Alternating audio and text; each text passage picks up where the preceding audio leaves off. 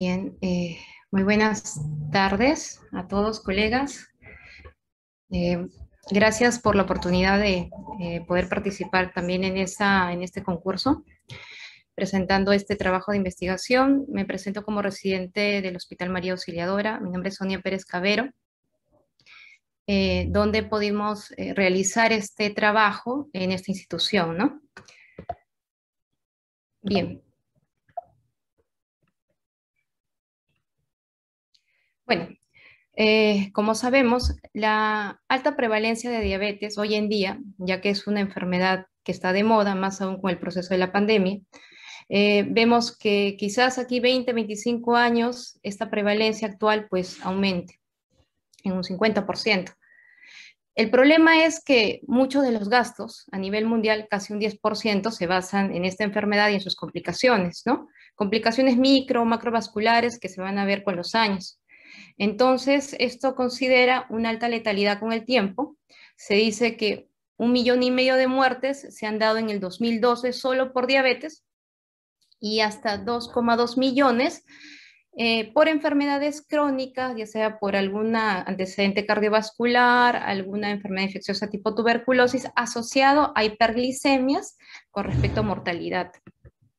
Y ahora más aún con el tema de la infección por COVID. Entonces, el problema, ¿por qué hasta el momento tenemos un control deficiente, ¿no? ¿O en qué se basa eso? Hoy en día, la efectividad en la meta real de hemoglobina glicosilada pues es subóptimo. Los estudios, pues muchos de ellos están por debajo del 50%. Entonces, dentro de los datos del mundo real, en base al control glicémico por la hemoglobina glicosilada, tenemos algún análisis de revisiones por regiones, donde podemos ver que tanto en Europa, en Latinoamérica, el porcentaje de buen control no supera a veces muchos ni el 30%, ¿no? En Asia-Pacífico, por ejemplo, una quinta parte pues llega a tener un buen control. A expensas también que se puede ver una hiperglicemia residual que se describe como aquella donde la glicosilada está por encima de meta, sin embargo se cuenta con glucosas en ayunas por debajo de 130, ¿no? Entonces ahí también a tomar en cuenta las glicemias postprandiales. También un estudio de prevalencia en Estados Unidos donde trató de ver cuál era el control glicémico en pacientes blancos y negros no hispanos, eh, perdón, blancos y negros hispanos, y se encontró que en ellos el control glicémico pues llegó a ser 48%, un poco más baja que los pacientes blancos y negros no hispanos, y posiblemente porque muchos no tenían un acceso a un seguro de salud en esas situaciones. Ya también posteriormente el estudio DUN, donde es un estudio que hace una evaluación a nivel de un diseño longitudinal en base a una terapia de insulina basal, se encontró que los participantes que usaron el manejo con insulina no llegaron a alcanzar los objetivos de hemoglobina glicosilada que estaban inclusive individualizados para cada paciente, ¿no? Que habían sido establecidos por sus médicos. Posiblemente que también muchos de ellos pues tenían ya otras comorbilidades que involucraban de que no todos ellos podrían eh, tener o considerar un punto de hemoglobina glicosilada óptimo, ¿no? Entonces ahí también el tema de individualizar el control. Datos actuales, algunas revisiones dadas por el doctor Blom, el doctor Ashner, con respecto a qué barreras pues, se asocian a este mal control glicémico, ¿no? En el mundo real. Uno de ellos es la inercia terapéutica. Muchas veces la intensificación en la terapia no es del todo óptima o el seguimiento oportuno. El retraso a 3 años o más en el inicio de la terapia de intensificación. Muchos de los pacientes ya pueden llegar con ciertas complicaciones o el retraso a un centro o una derivación especialista, ¿no? Y falta en la motivación del paciente, ya sea también por educación o por región. El año pasado fue publicado este estudio del IDMPS, donde justo trata de ver cómo el control de hemoglobina glicosilada en el mundo real se ha visto pues también no esperado, ¿no? En 12 años de seguimiento, donde se vio que el manejo de estos pacientes diabéticos en la parte ambulatoria no llegaron ni siquiera a tener un objetivo meta de glicosilada por encima del 50%, ¿no? A pesar de que eran médicos que hacían seguimiento a estos pacientes en determinadas situaciones, ¿no? Y eso hasta el momento. Entonces, en base a este preámbulo, el objetivo de este trabajo es poder determinar la efectividad del control glicémico en sujetos diabéticos tipo 2 con mal control posterior a un año de seguimiento. O sea, ¿qué pasa con estos pacientes con mal control, que es un gran porcentaje, ¿no? Y ver el cambio que llegaron a lograr en el tiempo estos pacientes. Para eso vamos también a tener ayuda de nuestros objetivos secundarios, que es determinar la frecuencia del mal control glicémico a un año de seguimiento, determinar la diferencia basal final de una proporción que se logra, que no logran el control glicémico a un año de seguimiento, tanto en usuarios de insulina como no usuarios de insulina. Y determinar qué factores están asociados a esta diferencia basal final de la proporción que no logran el control glicémico a un año de seguimiento. Vamos a ir explicando posteriormente estos objetivos. Este estudio es un estudio de tipo corte retrospectiva, ya que se obtuvo la información a través de un análisis de base de datos secundaria.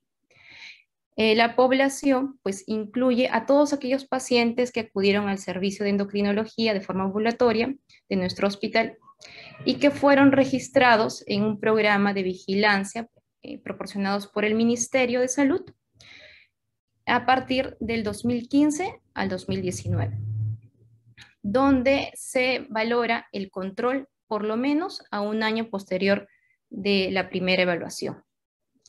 Por lo tanto, se obtiene una glicosilada final y basal, ¿no? Al menos 2 controles en estos pacientes. Se excluye a aquellos pacientes diabéticos tipo 1, amputación mayor de miembro inferior, una enfermedad renal con hemodiálisis y extranjeros. En cuanto a la potencia de la muestra, pues se valoró también considerando de que al final el porcentaje total de aquellos pacientes que no llegaron a tener un control glicémico basal final, la diferencia de esto en base a una población de 741 participantes y un nivel de confianza del 95%, arrojó una potencia del 81,3%. Se hizo un muestreo no probabilístico porque cogió a toda la población que era accesible a esta base de datos. Ahora, como nuestro objetivo principal es poder determinar cuál es la efectividad del control de los pacientes que tenían mal control glicémico, esto lo vamos a ver así. Aquellos pacientes que tuvieron un valor de glicosilada por encima de meta, que lo definimos por mayor o igual a 7, estos pacientes van a tener un porcentaje inicial que se va a restar con el porcentaje final. A esto vamos a valorar la efectividad en el seguimiento un año. Dentro de los resultados secundarios vamos a ver la proporción de los pacientes que tenían la hemoglobina glicosilada por debajo o encima de meta. Asimismo, vamos a ver la diferencia basal final politómica de los cambios de la hemoglobina glicosilada en intervalos de la unidad en porcentaje, si aumenta o disminuye al año de seguimiento. Así también vamos a ver la combinación de la hemoglobina glicosilada final dicotómica en base si estos pacientes que mantuvieron aún por encima del rango objetivo llegaron a tener una disminución o un aumento de la glicosilada. Y finalmente aquellos pacientes que en combinación con la hemoglobina glicosilada final dicotómica se hace también una evaluación de la glucosa basal, ¿no? Menor a 130 o mayor a este. Estas son las variables que hemos utilizado, las variables que se han puesto por subgrupos, demográficas, clínicas, bioquímicas, algunas complicaciones por la diabetes, comorbilidades y la medicación que hasta el momento usa. Recordar que el ministerio, y bueno, en este caso nuestro hospital, se proporciona medicamentos no del todo de lo que se puede disponer para el manejo de diabetes, ¿no? Tenemos metformina, dentro de las sulfonilurias tenemos la glibenclamida, hace 2, 3 años también contamos con la gliclazida, dentro de las insulinas tenemos la insulina humana, la insulina NPH, la insulina R, no contamos con insulinas análogas para ofrecerlo, pero está de parte del paciente poder continuar el tratamiento que se le prescribe si él lo desea otro más, ¿no? Entonces, este es el formato físico de vigilancia epidemiológica que tenemos en los consultorios, el cual es llenado por el personal especialista, asimismo también los residentes. Posteriormente, esto se registra en un programa a nivel web mediante el programa de vigilancia epidemiológica en diabetes. Y así, de esta manera, tenemos acceso a esta data en Excel, ¿no? En este periodo de tiempo. Para el análisis de las covariables, se hizo un análisis univariado de las covariables, pero en base a grupo de pacientes de forma general, a los pacientes que eran usuarios de insulina, podían incluir algún otro antidiabético, y aquellos pacientes que no eran usuarios de insulina. Se categorizó las variables y se utilizó frecuencias relativas. En el análisis bivariado, de la misma manera, en estos 3 grupos se vio la relación con la diferencia de la proporción fuera de meta de la hemoglobina glicosilada basal final, así también la proporción de la hemoglobina glicosilada fuera de meta, o sea, los pacientes con mal control, y según las variables ya descritas. En el análisis multivariado, también en base a los grupos general, con insulina o no insulina, se valoró la proporción en relación a la proporción de aquellos pacientes que tenían una hemoglobina glicosilada fuera de meta, mediante la regresión de Poisson y la varianza robusta.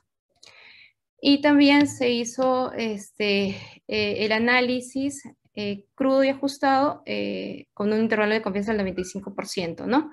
El análisis ajustado se basó principalmente cuando la PEP del análisis crudo fue por encima de 0.2. Y en cuanto a la parte ética, pues se hizo la aprobación del Comité de Ética del Hospital María Auxiliadora, y también se consideró la restricción en la identificación del personal de los datos de cada paciente, ¿no? Este es el fluxograma. Se obtuvo de una base original en ese tiempo un total de 6.439 pacientes. El seguimiento al año que tuvieron en base a esto fueron 2.333, y aquellos que contaran con una glicosilada final fueron 741, de los cuales usuarios usuarios de insulina, añadido algún otro antidiabético, fueron 208. Esta es la tabla de las características basales de estos pacientes. En su totalidad, en pacientes, como pueden ver, más del 60 o poco más del 60% eran pacientes mayores de 60 años, una tercera parte del sexo masculino, y poco más de la mitad tenían inclusive, una tercera parte tenía un tiempo de enfermedad por más de 10 años. La mayoría de estas características basales no hubieron diferencia en los pacientes con grupos no usuarios de insulina y en los que sí lo tenían. Sin embargo, sí se vio una diferencia en el inicio de la terapia de insulina en pacientes que contaban con mayor tiempo de enfermedad, por encima de 10 años. Asimismo, también el IMC se vio que los pacientes que eran obesos tienden a ser mayor la indicación del uso de no insulinas como terapia, y aquellos pacientes que tenían un IMC por debajo de 25 generalmente empezaban con manejo con insulina. Asimismo, pacientes dentro de las comorbilidades, sí hubo diferencia con respecto a la hipertensión arterial, a antecedente de anemia y tuberculosis, ¿no? En ambos grupos. Y aquí para también exponer que el medicamento más común que se utilizó fue la metformina, seguido de las insulinas humanas y las sulfonilureas.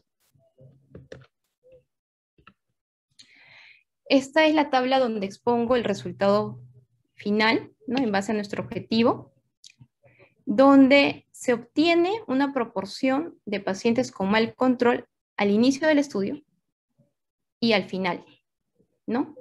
Y de acuerdo a esto, a la diferencia de esta proporción, que es casi un 6%, se basa más o menos que sí hubo una efectividad al final en estos pacientes con mal control, del cual sí fue estadísticamente significativo. Y dividiéndolo en grupos que no usaron insulina y en pacientes que sí usaron insulina, se vio que esta diferencia también fue significativa en los no usuarios, y en los pacientes que sí usaron insulina sí hubo una disminución, pero esta no fue significativa. En cuanto al cambio de hemoglobina glicosilada final basal, en base a estos porcentajes, en este cuadro, en esta figura se ve mejor. Aquellos pacientes que terminaron con una glicosilada en meta por debajo del 7%, se encontró que a pesar del tiempo, 80% o un poco más de ellos llegaron a tener un aumento de la hemoglobina glicosilada. Paralelamente, los pacientes que tenían mal control al final del seguimiento, se vio de que poco más de la mitad llegaron a aumentar el valor de la hemoglobina glicosilada. Asimismo, otro resultado que también hay que tomar hincapié es esta relación de los pacientes con mal control asociado a la glicemia basal. Por ejemplo, la hiperglicemia residual, que vendría a estar definida en esta penúltima fila, se vio que los pacientes usuarios de insulina pues representaba un 30%, casi un 20%, ¿no? Entonces hay que tomar en cuenta que quizás estos pacientes con manejo de insulina, posiblemente tratar de identificar quiénes podrían cambiar un esquema a no solo basal, sino basal bolo, viendo la individualización en cada paciente, ¿no? Y el seguimiento en ellos. Y en este resultado multivariado, donde se vio el mal control de los pacientes que llegaron al final del estudio de hemoglobina glicosilada en relación a qué otras características o factores se podrían asociar. Entonces, estos pacientes de mal control vendrían a ser aquellos que hayan continuado su tratamiento con insulina, aquellos que hayan tenido un tiempo de enfermedad por encima de 10 años, aquellos que también tengan presencia de hipertrigliceridemia y aquellos que hayan tenido un cambio de tratamiento. Posiblemente hayan empezado con antidiabéticos y continuaron con insulina al final. Paralelamente, si bien nosotros hemos evaluado la efectividad en el control glicémico, en los pacientes con mal control glicémico, o sea, este de acá, que lo vuelvo a colocar acá, ¿no? Que es la diferencia de las proporciones de los pacientes de mal control glicémico basal y final, en un 6%, se trató de ver qué características podrían estar asociadas a esta disminución de este porcentaje. Y se vio aquellos pacientes que no eran usuarios de insulina, que tenían mayor de 60 años, posiblemente que su glicosilada meta pues no sea del 7% necesariamente. Aquí que el tiempo de enfermedad sea menos de 10 años, el IMC menos de 30, no tener antecedente de hipertensión, no tener antecedente de microalbuminuria, no ser usuarios de sulfonilureas y y no haber un cambio en el tratamiento.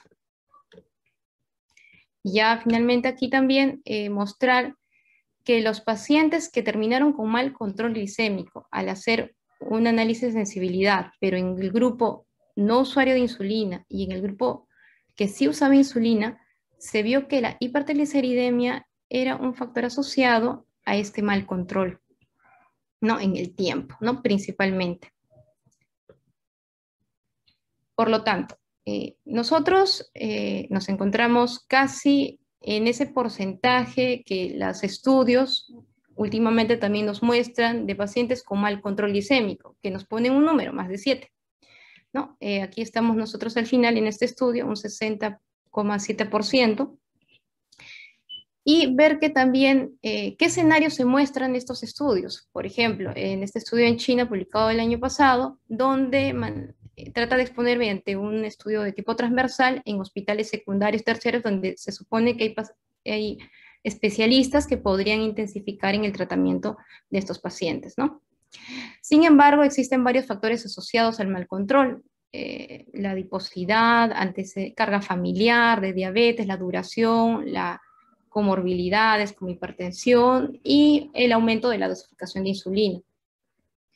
En este estudio de CEN también se vio un mal control en un 60% en base a un sistema nacional de vigilancia, algo muy similar al nuestro, pero aquí vio algo, un outcome principal de ellos es que encontraron que el aumento de triglicéridos fue muy en relación al mal control glicémico, ¿no? Y que más de la mitad de los pacientes que tenían mal control, pues estaban los triglicéridos por encima de rango, algo que también nosotros hemos encontrado dentro de nuestra población. Ellos tenían el manejo con insulina, principalmente. Nosotros hemos valorado, pues, esta relación de hipertrigliceridemia en pacientes usuarios y no usuarios de insulina. Y asimismo, en este estudio de Mansour en Irak, aquí trató de ver algo similar a lo que hemos hecho también nosotros, en ver en esta efectividad de los pacientes que no llegaron a un buen control, pero disminuyeron en porcentaje. Aquí los pacientes que que terminaron como no controlados al final del seguimiento, con más de 2 visitas, se hubo una disminución del 0,7% del valor de la hemoglobina glicosilada, ¿no? Es lo que hace mención. Nosotros hemos encontrado pues una disminución del 6% en nuestro caso. Y en estudios publicados a nivel nacional en Lima, Perú, pues también se pueden expresar de que hay una frecuencia muy similar a la nuestra. Y aquí, en este estudio publicado en el Hospital Cayetano, se vio también que hay un peor control o mal control glicémico mayor en pacientes usuarios de insulina que aquellos que no son usuarios de insulina, ¿no? Las limitaciones. Muchos pacientes no continuaron con el seguimiento, es cierto, y muchos de ellos también pues no contaron con la disponibilidad de la hemoglobina glicada, el cual no siempre va a ser permanente, de acuerdo a las limitaciones que también tenemos como hospital o en ciertas circunstancias. Los resultados pues no necesariamente son extrapolables a otras realidades, y no se exploró pues, el autocontrol de la glucosa capilar, la educación para el autocontrol y el tiempo previo del uso de insulinas tampoco se pudo cuantificar, ¿no? Al inicio del ingreso de estos pacientes. El trabajo, pues también no demostrará causalidad de los factores hallados para los eventos evaluados, pero sí una asociación que podríamos considerar. Dentro de las conclusiones es que se encontró la proporción de mal control de estos pacientes llegó a disminuir en un 6% a un año de seguimiento, ¿no? Y asimismo, se obtiene que 3 de cada 5 pacientes tuvieron un mal control glicémico al año de seguimiento, y la disminución de la proporción del mal control fue principalmente en los pacientes no usuarios de insulinas, ¿no? En ellos sí hubo una disminución significativa y mayor. Considerar también pues que no hemos tenido el valor de glicosilada meta para cada paciente. Eso también pues posiblemente sea una limitación a considerar, ¿no? No todos van a tener una glicosilada por debajo de 7. Y otros factores asociados a una disminución en la proporción del mal control fueron pacientes no obesos, menos tiempo de enfermedad, no antecedente de hipertensión, no presencia de una albuminuria significativa y no usuarios de sulfonilureas. Y finalmente lo que hemos añadido, que la hipertrigliceridemia es un factor asociado al mal control glicémico final del año de seguimiento, tanto en pacientes usuarios o no de insulina. Eso sería todo, muchas gracias. Con D2. Muy bien, muchas gracias por su excelente presentación. Ahora vienen los comentarios y las sugerencias del jurado calificador. Adelante. Bueno, muchas gracias, Miguel. Muchísimas gracias por la presentación y felicitaciones por el estudio. Cuando empecé, el parte de introducción fue bien, fue una buena cátedra sobre el tema que nos llega al objetivo principal. Sin embargo, cuando me demoró un poco entender al final cuál es el objetivo del estudio, y si nos muestra el objetivo general, le explica por qué. Porque faltaba un elemento. Así después, mirando los resultados, me di cuenta que, uno más, eso. Si mira el objetivo primario, determinar la efectividad del control glicémico en sujetos con diabetes tipo 2 con mal control posterior en año de seguimiento. Yo noté cuál es la variable independiente y cuál es la variable dependiente. Yo entendí al final, yo pensé que la variable independiente sería mal control, pero creo que esa fue la variable dependiente, ¿correcto? Ya, sí, es que nosotros nos hemos enfocado principalmente a aquellos pacientes que mantuvieron el mal control glicémico, que es un porcentaje grande. Okay. Entonces, se quiere estudiar en estos pacientes, ¿no? Entonces, por eso es que la variable dependiente vendría a ser en determinar este valor, que los pongo acá, este valor de la diferencia de la proporción de los pacientes que mantuvieron mal control glicémico al inicio y al final, ¿no?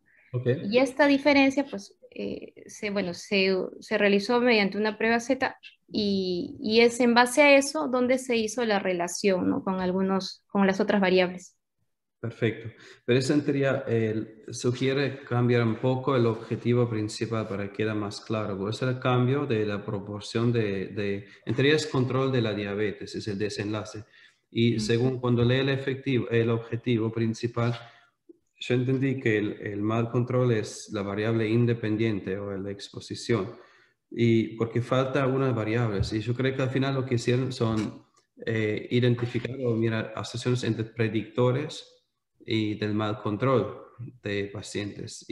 Pero sí falta la variable independiente en este caso. Y por eso estoy un poco confundido. Porque después cuando se muestran las tablas 1, 2, generalmente cómo se hace la tabla 1, se muestran las características de la población según el desenlace o según mal control, ¿no? Pero, y después la tabla 2 según factor de exposición. Y eso es para identificar posibles confusores. Y usted mostró, bueno, la tabla aquí, la tabla 2, según insulina dependiente y no dependiente. Y no sé por qué eligió presentar las características según el uso de insulina, ¿no? ¿Cuál fue la justificación? ¿Por qué no, por ejemplo, según sexo, según grupo de edad? ¿Por qué eligió insulina versus no insulina? Ya. Bien, como nosotros manejamos, los pacientes en base a los recursos que tenemos, ¿no? El manejo, bien, si bien es limitado en nuestro hospital en cuanto a los medicamentos que tenemos en general para los pacientes diabéticos, pero el tratamiento con insulina se vio, de acuerdo a los antecedentes, que había un mayor porcentaje de pacientes con mal control glicémico, ¿no? Paradójicamente, porque uno espera que la insulina pueda ser intensificar más el control en estos pacientes. pero no sucede eso. O sea, al final es mayor el porcentaje de pacientes con mal control glicémico en usuarios de insulina. Entonces, es un poco complicado tratar de exponer estos datos porque lo que queríamos hallar es cómo estos pacientes podrían, el mal control en ellos, a pesar del tiempo, y, y qué factores a a la efectividad de mejorar esta hemoglobina glicosilada, porque bueno, al final es un número, pero vamos viendo en el tiempo cómo la disminución de esta hemoglobina glicosilada de estos pacientes que estaban mal controlados podrían estar asociado ese porcentaje de disminución en pacientes usuarios y no usuarios de insulina, ¿no? Entonces, en base a eso, hemos tratado de ver la relación. El objetivo principal era determinar la efectividad, pero esa efectividad, como bien lo dijo, es en base a esa diferencia de proporciones que se encontró al final del año, ¿no? Con la segunda visita del control de hemoglobina glicosilada. No sé si era la palabra indicada, pero sí es una diferencia de proporciones el outcome principal. Y eso es lo que hemos tratado de exponer en las tablas, ¿no? Esta vendría a ser la diferencia de proporciones. De acuerdo. Y en base a esto, pues hemos hecho también el análisis en relación a los pacientes que eran usuarios de insulina y a los pacientes que no eran usuarios de insulina, ¿no? Entonces sí, se vio algunas características interesantes. Al final, el final es que los pacientes que tengan mejor control al seguimiento, pues se pueda ver quiénes fueron, ¿no? Y si esto, pues en relación a los que usaban y no usaban insulina. Okay.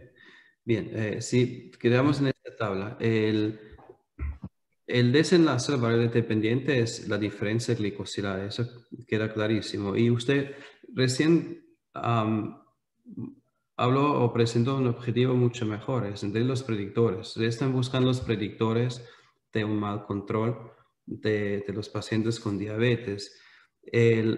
No justifica por qué estratificó por insulina, no insulina. Puede ser que hay razones clínicas, está perfecto.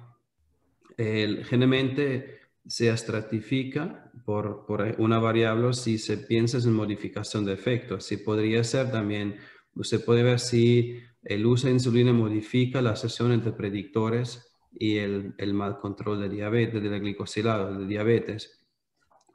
Así entraría el elemento de insulina no insulina, porque podría elegir cualquier otra variable si no insulina. Podría decir, por ejemplo, hipertensión arterial, estratificar por hipertensión arterial, sí o no. Así es que se necesita una justificación por qué estratifico las tablas 4 y 5 por el uso de insulina, porque no cualquier otra variable, porque si es un análisis de predictores, cualquier variable entre ellas y vale lo mismo. Y después se busca un modelo en la regresión logística, la combinación de variables que lo mejor explica el mal o el buen control de diabetes. Así, eso sería, es más de parte de explicarlo un poco diferente. Y esa era una cosa. La otra cosa es generalmente yo sugiero dividir las tablas grandes a 2 o 3 diapositivas, porque hay mucha información. También quitaría las líneas como horizontales y verticales sí, y horizontales, porque era mucha información para ver. Así se pierde un poco en las tablas. Y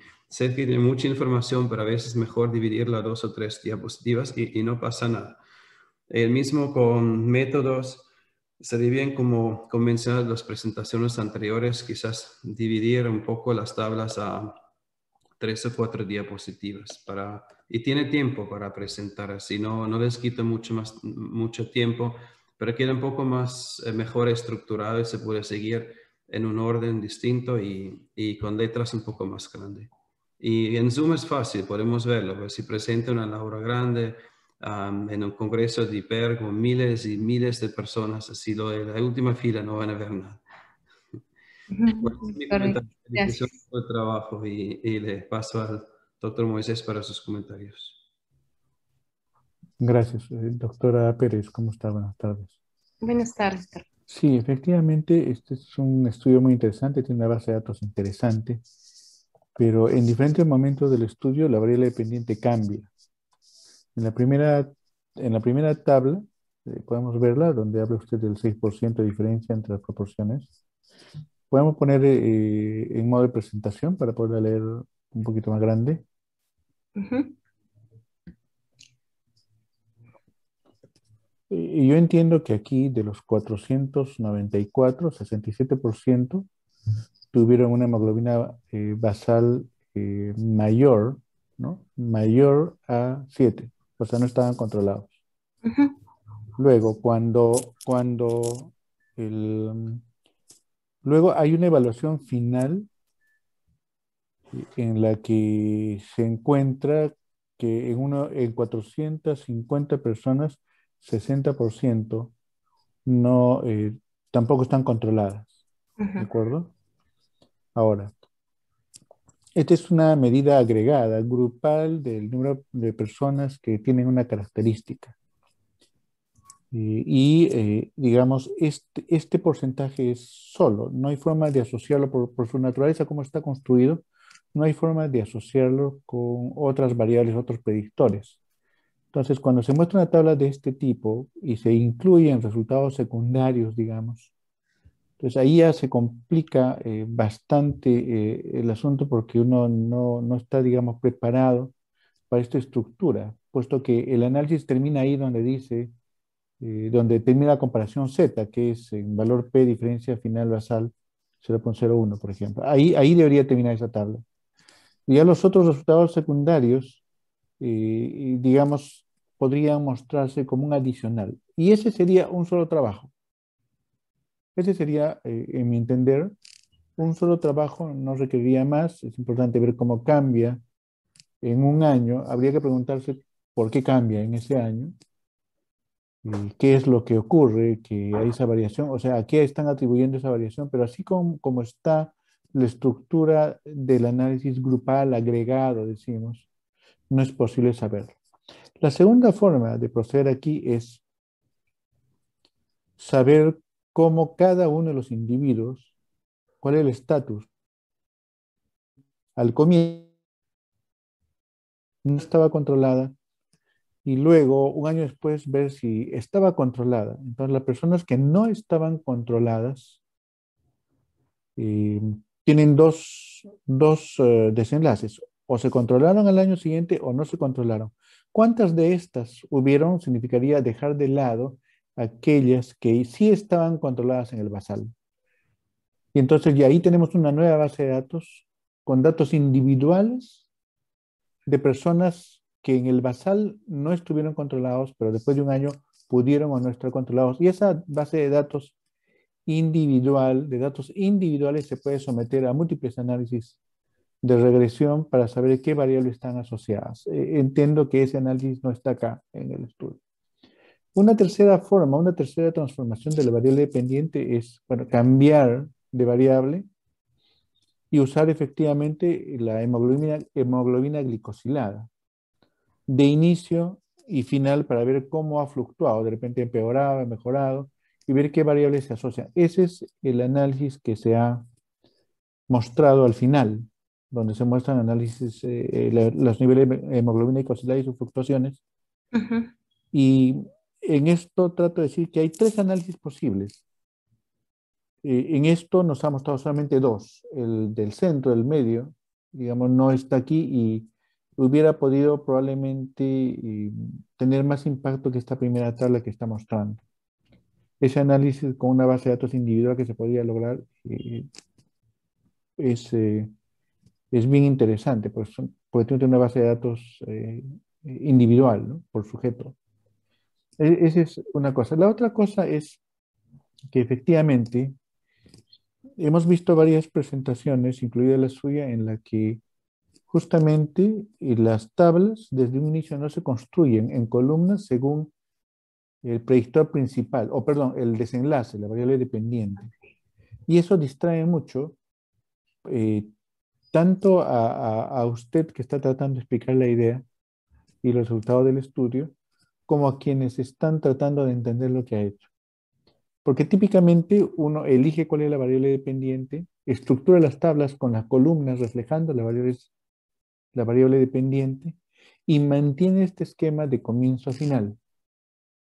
ya en algún momento, con un poco de experiencia y mucha gracia, vamos a decirlo así, se puede acomodar otra información adicional, de tal manera que primero tenga claridad muy vertical, muy obvia cuál es el análisis que se está haciendo y cuál es la base de datos que se está evaluando. Y aquí viene también otra decisión. Si uno tiene en cuenta que puede construir con la misma información tres variables dependientes, ahí tranquilamente hay tres publicaciones separadas. Y no necesariamente tendría que estar todo en este reporte, ¿verdad? O sea, ahí tranquilamente podría haber tres publicaciones separadas. Y aquí creo que la bondad de la información y la base de datos nos ha llevado a tratar de poner las tres cosas a la vez en el estudio. Entonces, yo sugeriría que se vea cuál podría ser el énfasis del estudio, si mantener las tres cosas o las dos cosas, estructurarlo un poquito mejor, que sea un poco más obvio cuál es la lógica del estudio. Y finalmente, felicitarla porque en realidad es un trabajo bien interesante, muy bonito. Sobre esto creo que hay poco. Control glicémico con base de datos que podamos examinar, creo que control de diabetes directo, creo que hay pocos estudios, entonces creo que es una gran oportunidad la que tiene al frente para una publicación muy interesante. Felicitaciones. Gracias. Gracias. Muy bien. Nuevamente agradecer su participación. Les pido por favor que permanezcan en línea. El jurado calificador va a reunirse virtualmente y en 10 minutos tendremos los resultados. Gracias.